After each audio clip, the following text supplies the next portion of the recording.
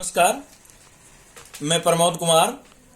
आपको जो संघात्मक शासन प्रणाली के बारे में जानकारी दी गई थी, मैंने पहले पार्ट में संघात्मक शासन प्रणाली के पहले पार्ट में मैंने ये विशेषताएं बता दी थी। भाई, संघात्मक शासन प्रणाली अगर लागू करनी है तो उनकी ये विशेषताएं होनी जरूरी है। नंबर एक, लिखित संविधान, जिसमें भारत का संविधान लिखित है। अमेरिका के संविधान की तरह संघात्मक शासन प्रणाली अपनानी, लिखित संविधान होना चाहिए, कठोर संविधान होना चाहिए। इस कठोर कैसे है भाई, जल्दी से उसका परिवर्तन ना हो, कोई संशोधन जल्दी से ना हो, उसके शक्तियों का विभाजन होना चाहिए, जैसे केंद्र सूची, राज्य सूची, समवर्ती सूची, अवशिष्ट शक्तियां, इस तरह शक्तियों का भी विभाजन है। इसलिए संघात्मक शासन प्रणाली है। निष्पक्ष और स्वतंत्र न्यायपालिका है। भारत का सर्वोच्च न्यायालय जो है निष्पक्ष और स्वतंत्र है, जो संविधान के अनुरूप फैसले सुनाता है। अब बेटा आगे बताया जाएगा वो क्या क्या विशेषताएं हैं।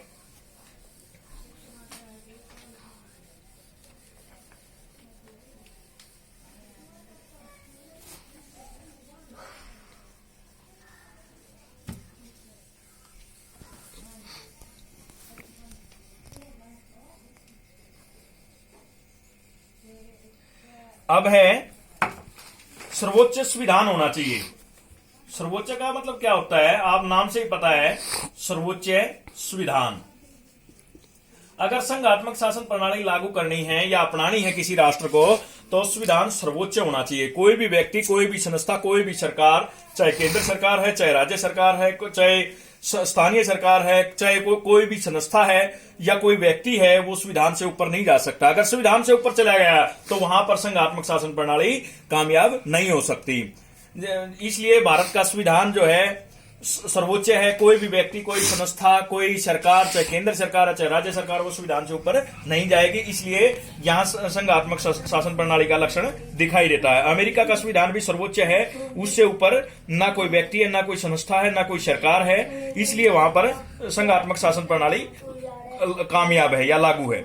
इसके दूसरा पॉइंट है, दूसरा मतलब नेक्स्ट, द्विसदनीय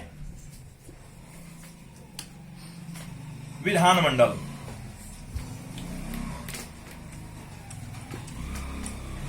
विधानमंडल क्या होता है? विधानमंडल का मतलब होता है जो कानूनों का निर्माण करने वाली संस्था होती है, उसको हम विधानमंडल कहते हैं, विधानपालिका कहते हैं। वो द्विसदनीय होना चाहिए। कई राज्यों में एक सदनीय विधानमंडल है, जो कि एकात्मक सरकार का लक्षण है। द्विसदनीय होना चाहिए। एक केंद्र सरकार का प्रतिनिधित्व करे, मतलब पूरे राष्ट्र का प्रतिनिधित्व करे, दूसरा राज्यों का प्रतिनिधित्व करे। जैसे अमेरिका में प्रतिनिधि सदन है, कॉमन सदन है, एक पूरे राष्ट्र का प्रतिनिधित्व करता है, दूसरा राज्यों का प्रतिनिधित्व करता है। भारत में के संदर्भ में देखा जाए तो भारत में भी दो सदन है, लोकसभा, दूसरे का नाम है राज्यसभा। लोकसभा लोकसभा देश का प्रतिनिधित्व करती है, राज्यसभा राज्यों का प्रतिनिधित्व करती है। इसमें कुल जो है 552 सदस्य हो सकते हैं। 550 सदस्य जो है राज्यों पूरे देश में लोकसभा संसदीय क्षेत्रों से चुनकर आएंगे। लेकिन ये 2022 तक ये व्यवस्था की हुई है। 2 सदस्य, अगर एंग्लो इंडियन जाति को कोई प्रतिनिधित्व नहीं मिलता था, 2 सदस्य राष्ट्रपति एंग्लो इंडियन जाति के प्रतिनिधित्व को मनोनीत कर सकता है। इस प्रकार ज्यादा से ज्यादा 552 हो सकते हैं। और राज्यसभा में 250 है। ये राज्यसभा नाम से ही पता है, राज्यों का प्रतिनिधित्व करती है। इसलिए अगर संघात्मक शासन प्रणाली अपनानी है किसी राष्ट्र में, तो 2 सदन होने जरूरी है। एक केंद्र का प्रतिनिधित्व करे, दूसरा राज्यों का। जैसे लोकसभा केंद्र का प्रतिनिधित्व करती है, राज्यसभा राज्यों का प्रतिनिधित्व करती है। भारत के संदर्भ में है। इसके अतिरिक्त अगला पॉइंट है दोहरी नागरिकता। जिस तरह भाई द्विसदनीय विधानमंडल होना जरूरी है, उसी तरह दोहरी नागरिकता भी होनी चाहिए। दोहरी नागरिकता का मतलब है एक केंद्र की तरफ से, दूसरी राज्यों की तरफ से। जैसे अमेरिका में है, दोहरी नागरिकता है, एक केंद्र की है, दूसरी राज्यों की है। लेकिन भारत में दोहरी नागरिकता नहीं है। हम सब भारत के नागरिक हैं। इसलिए इकहरी नागरिकता है, जो कि संघात्मक का लक्षण न होकर के एकात्मक का लक्षण है, इसलिए ये एकात्मक शासन प्रणाली दिखाई देती है। लेकिन हम टॉपिक कर रहे हैं संघात्मक शासन प्रणाली की विशेषताएं। अगर संघात्मक शासन प्रणाली लागू करनी है तो ये दोहरी नागरिकता होनी जरूरी है। दोहरा शासन होना चाहिए। दोहरा शासन, दोहरा शासन का मतलब होता है एक केंद्र सरकार का शासन, दूसरा राज्य सरकार का शासन। अगर एक ऐरा शासन, एक तरह का शासन है तो संघात्मक नहीं हो सकती वहां, वो एकात्मक शासन होता है। दो राज शासन जैसे भारत के संदर्भ में देख लेते हैं, एक तरफ में केंद्र सरकार है, दूसरी तरफ में राज्य सरकार है। जिस तरह केंद्र में संसद है, राज्य में विधानमंडल है, केंद्र में लोकसभा है, राज्य में विधानसभा है, केंद्र में राज्यसभा है, राज्य में विधान परिषद है, केंद्र में जो है प्रधानमंत्री है, राज्य में जो है मुख्यमंत्री है, केंद्र में जो है वो सर्वोच्च न्यायालय, राज्य में जो है उच्च न्यायालय है। इस प्रकार जो हमारी जो शासन प्रणाली है वो द्विसदनीय है, दो राज शासन है। एक केंद्र सरकार शासन करती है, दूसरा राज्य सरकार, मतलब एक केंद्र सरकार काम करती है, दूसरा राज्य सरकार। केंद्र सरकार का जो कानून है पूरे राष्ट्र में लागू होता है, राज्य सरकार का कानून सिर्फ उस राज्य में लागू होता है। जैसे पंजाब के पंजाब में, हरियाणा के हरियाणा में, उत्तर प्रदेश के उत्तर प्रदेश में। इस प्रकार जो ये दो राज शासन होना जरूरी है, किसके लिए? संघात्मक शासन प्रणाली के लिए, और तभी जो है संघात्मक शासन प्रणाली कामयाब हो सकती है। दो राज संविधान होना चाहिए भाई, दो राज संविधान। अगर संघात्मक शासन प्रणाली अपनानी है तो दो राज संविधान भी होना जरूरी है।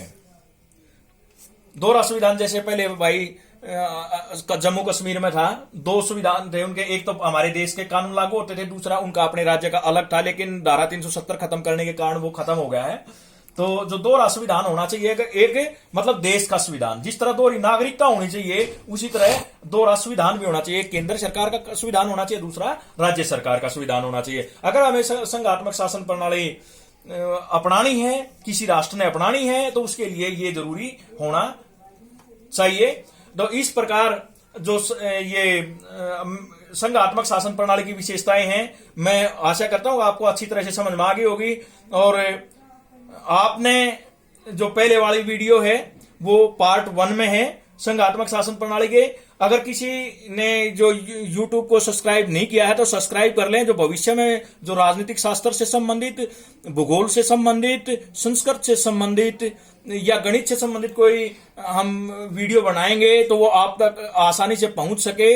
अगर आपने सब्सक्राइब नहीं किया है तो सब्सक्राइब करें। और साथ में मैं आशा करता हूं भाई आपने जो संघात्मक शासन प्रणाली की जो मैंने विशेषताएं बताई हैं वो आपको अच्छी तरह से समझ आ गई होगी। जैसे लिखित संविधान होगा तो विवाद होने पर आसानी से उसको स्पष्ट किया जा सकता है, किसका विषय है उसको समझाया जा सकता है। दूसरा, कठोर संविधान होना चाहिए, जल्दी से उसको परिवर्तित ना किया जा सके। तीसरा, शक्तियों का स्पष्ट विभाजन होना चाहिए, जैसे राज्य सूची, समवर्ती सूची और ये संघीय सूची, इनके अलग अलग विषय हैं, ये होना जरूरी है ताकि कोई ना केंद्र सरकार राज्य सरकार में हस्तक्षेप करे, ना राज्य सरकार केंद्र सरकार में हस्तक्षेप करे। स्वतंत्र और निष्पक्ष न्यायपालिका होनी चाहिए, क्योंकि स्वतंत्र और निष्पक्ष न्यायपालिका होगी तो संघात्मक शासन प्रणाली कामयाब होगी। इसके अतिरिक्त द्विसदनीय विधानमंडल, ये सर्वोच्च संविधान होना चाहिए। सर्वोच्च संविधान होगा तो कोई सारे कानून जो है मान्य होंगे। केंद्र सरकार अपने विषय में काम करेगी, राज्य सरकार अपने विषय में काम करेगी, कोई किसी के हस्तक्षेप नहीं करेगा, संघात्मक शासन प्रणाली कामयाब रहेगी। द्विसदनीय विधानमंडल होना चाहिए, एक देश का प्रतिनिधित्व करे, दूसरा राज्यों का प्रतिनिधित्व करे, मतलब एक पूरे देश का प्रतिनिधित्व करे जैसे लोकसभा करती है, दूसरा राज्यों का प्रतिनिधित्व करे जैसे राज्यसभा करती है। दो नागरिकता होनी चाहिए, एक देश की दूसरी राज्य की। दो राज शासन होना चाहिए, केंद्र सरकार का शासन पूरे देश में लागू होना चाहिए, उसके नियम पूरे देश में लागू होने चाहिए। राज्य सरकार का कानून जो है राज्यों में लागू होने चाहिए, जैसे पंजाब, हरियाणा, उत्तर प्रदेश की राज्य सरकारों के कानून इन राज्यों में लागू होंगे, अपने अपने राज्यों में। दो राज संविधान होना चाहिए, जिस तरह दो नागरिकता, दो राज संविधान होना चाहिए, केंद्र का होना चाहिए, पूरे देश का होना चाहिए, दूसरा राज्यों का होना चाहिए। मैं आशा करता हूं आपको ये वीडियो पसंद आई होगी। लाइक करें, सब्सक्राइब करें और शेयर करें ताकि समाधान हो सके, और कमेंट करें। धन्यवाद।